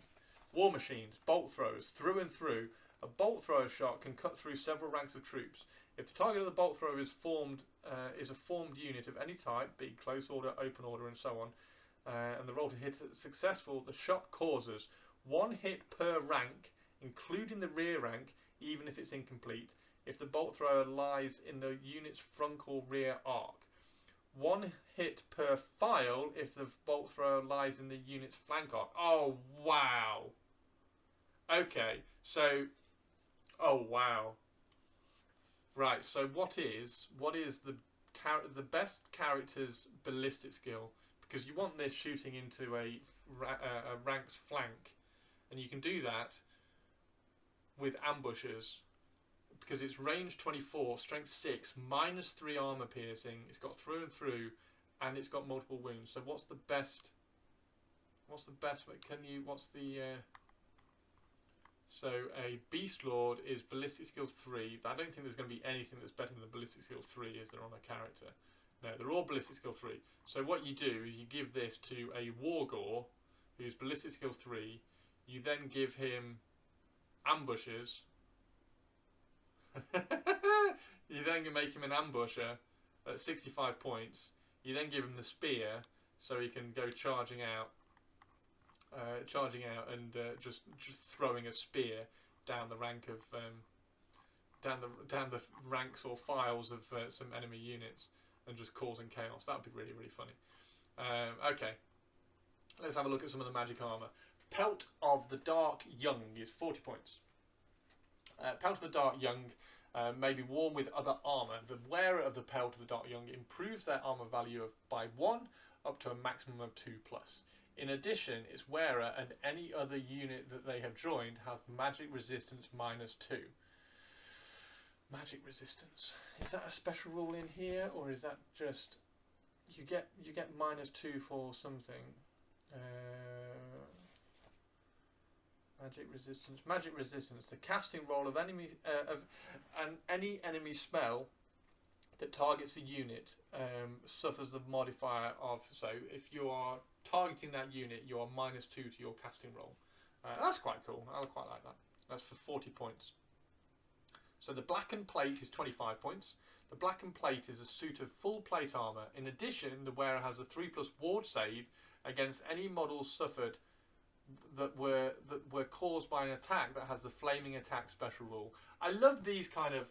There's one thing that Old World has done really, really well. They've done lots of like situational things. So like the Blackened Plate, you're going to put that on a character that you've created a narrative that it got burnt in its past life or something, or whatever, and it got burnt and it's learned its lesson. It's got this Blackened Plate. So now, because it's got the Blackened Plate, it's just going to charge at anything in the army, in the enemy army, that has the flaming attack special rule, because it can take it. It's got 3 at ward save, so it's just like that is its sole purpose. Like this unit with the champion with the Blackened Plate is just going to charge at the unit with flaming attack and just take all the flames or something. I really like how Old World has done that. There's not it's not like a 3 at ward save, but only if it's got flaming attacks. It doesn't do anything unless there's flaming attacks in the enemy army. But you can kind of create that narrative in your head. I do like it. So, talismans. We've got 2 talismans here. We've got the Rune of the True Beast, which is 30 points. Enemy models whose troop type is monster suffer a -1 modifier to their weapon skill characteristic, whilst within 6 inches of the bearer of the Rune of the True Beast. There's so many modifiers to this in this army. And there's so many ways to get those modifiers into the enemy because you've got ambushes everywhere, which is really cool.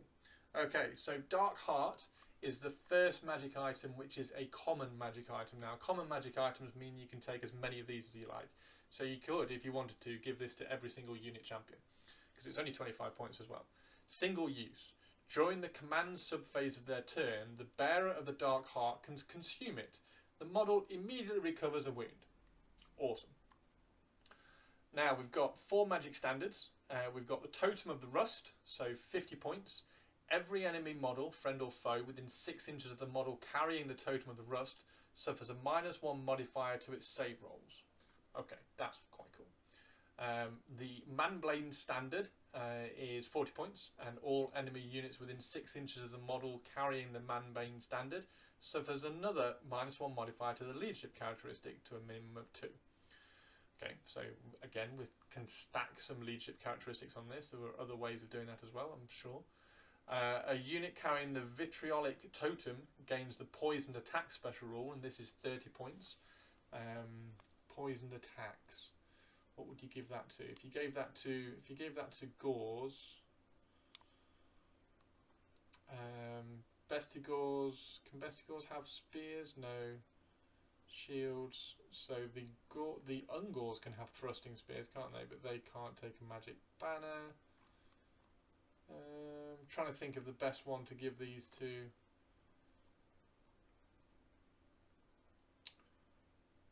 Minotaurs.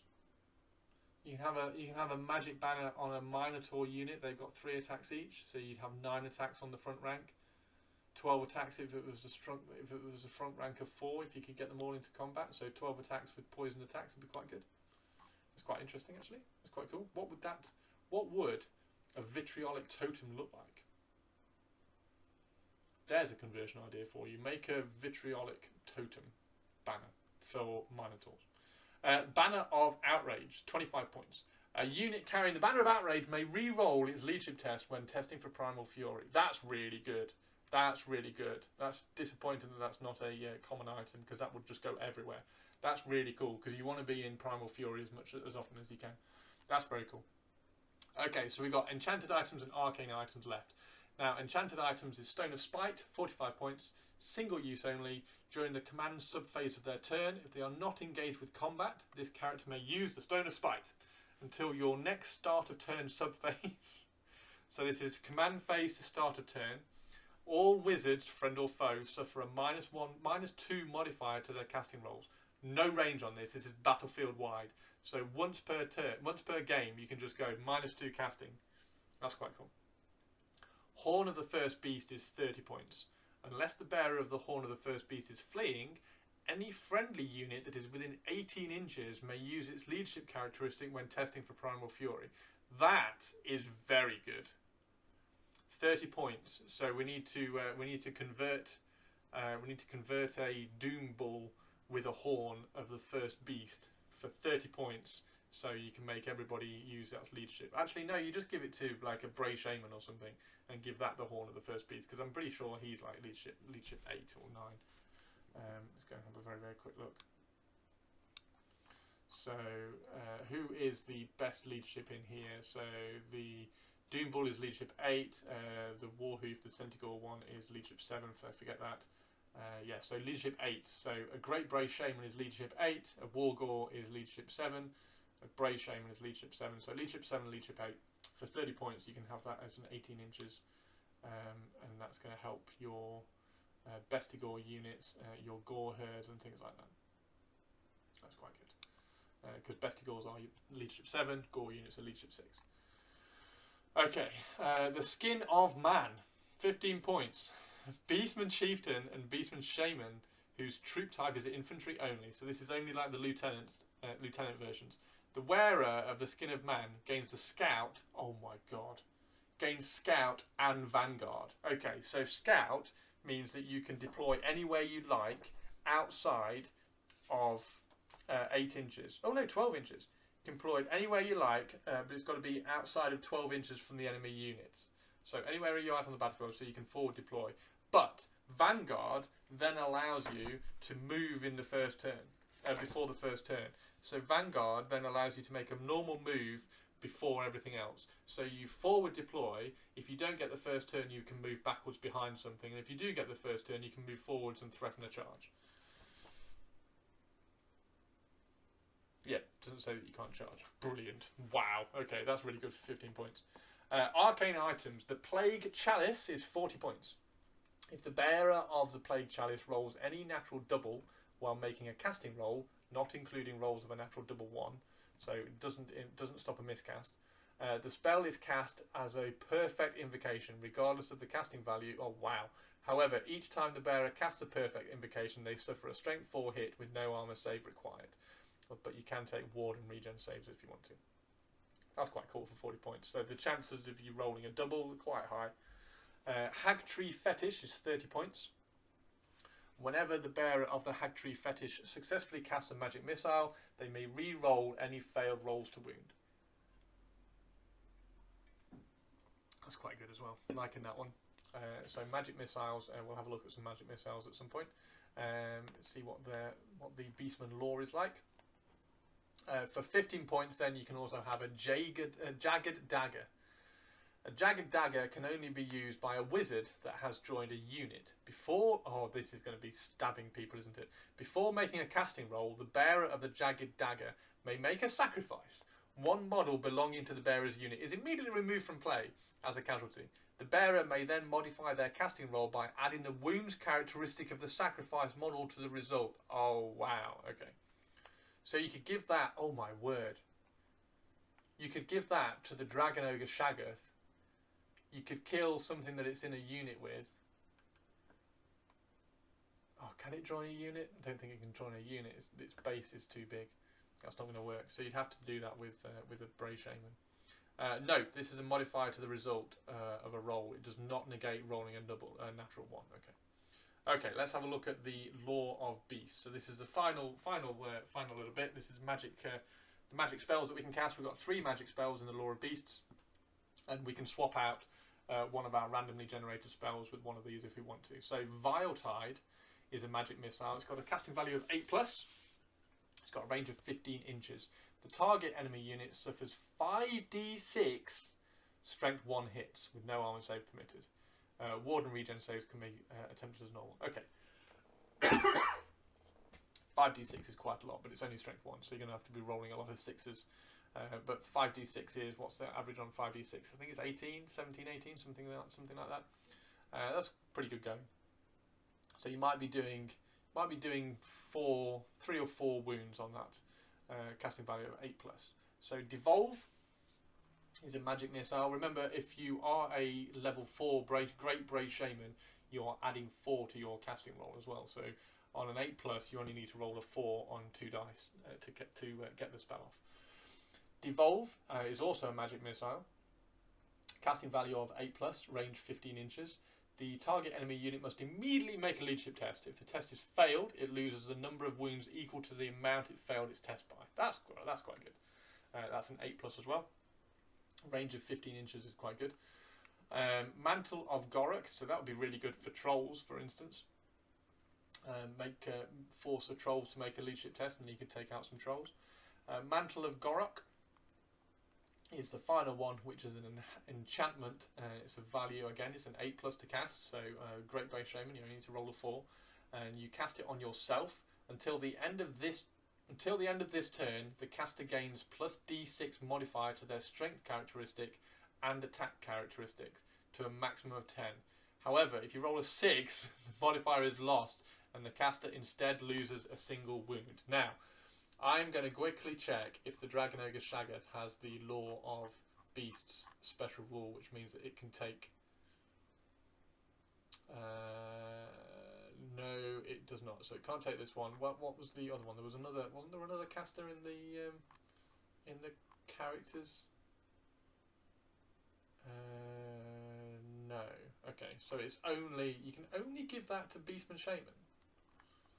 So a Beastman Shaman can go mental. I thought there was another caster. In here. Maybe I'm wrong.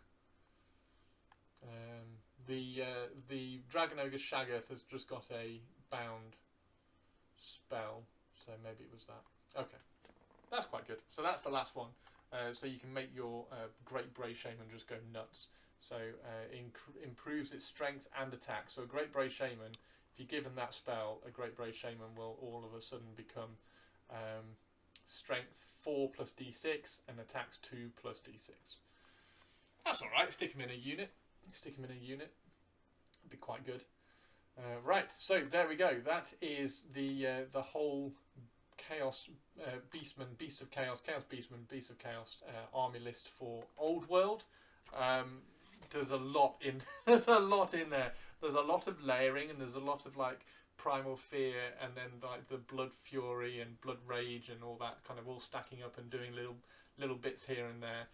And there's going to be a lot of keeping track of things as well. So I would definitely be looking at trying to do little markers so you can kind of keep a track of what's passed what and what's failed what and what's getting an additional attack and like an additional attack on top of their frenzy attack and things like that. So very, very cool. Start grabbing some little 25mm square bases so that we can make some Beastmen markers and tokens. That'd be quite cool.